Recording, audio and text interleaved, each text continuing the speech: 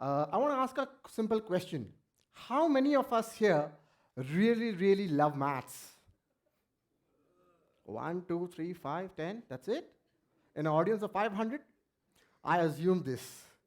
The situation wouldn't be any better if you go outside the auditorium or if you go to any country and ask the situation. Today, we are facing a global concern for mathematics. Maths is in a crisis. Our children simply cannot do maths. It's as simple as that. They cannot do maths, be it the United States, the United Kingdom, South Africa, Middle East, or even India. We cannot do maths as a generation. So I was a practicing mathematician for the last 10 years, and I looked into something called Vedic maths.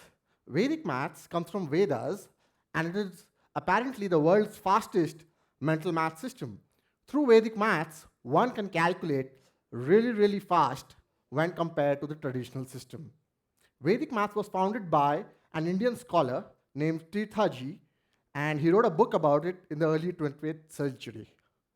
So let's come together for the next 2-3 minutes and do some Vedic maths and try to change the world. 32 times 11. 32 times 11, how do we do this through Vedic maths? What we do is step 1. We separate 3 and 2. That gives us something like this, and we simply add 3 and 2. So the answer becomes 352. It's as simple as that. Why don't you try? 18 times 11.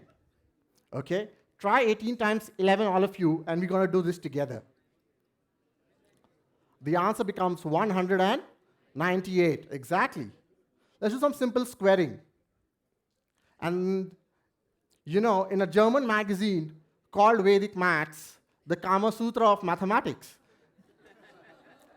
Because anybody from anywhere can come and practice it. So let's do some simple squaring. We got 35 square, or 35 times 35. So what we essentially do is we got 3. What comes after 3?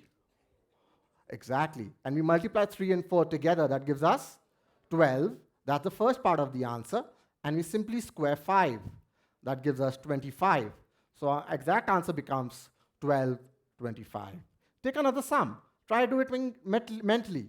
85 square. We got 8. What comes after 8?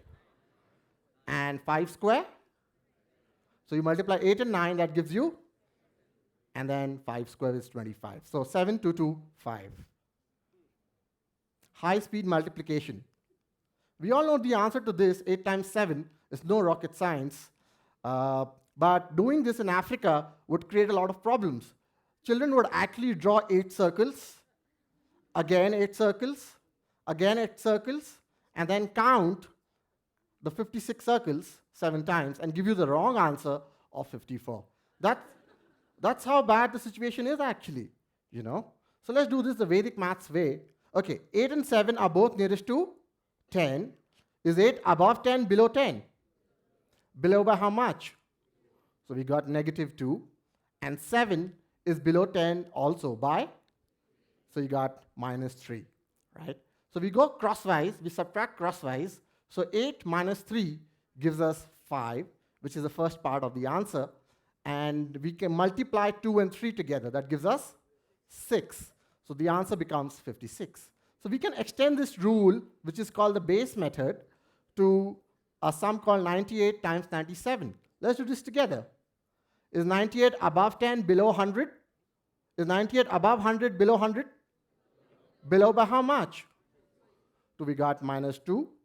And 97 is below 100 by 3. So we got -0.3. So 98 minus 0.3 gives us 95. And 0.2 times 0.3 gives us 0.6. So a big problem like this can be solved in a matter of few seconds, making maths easier. So the question apparently happens is, why should the world learn Vedic maths, a mental math technique, when we already have calculators? Well, the research has shown that excessive use of calculators atrophies the brain. And that's why in the UK, the British government has withdrawn calculators from the school system. so that an entire generation can have good math skills. So I was just thinking that why can't we all come together as a group, as math teachers, students, teachers, policymakers, we can all come together and make a difference. That instead of making math which the children love to hate, why can't we have maths which the children love to learn? Thank you.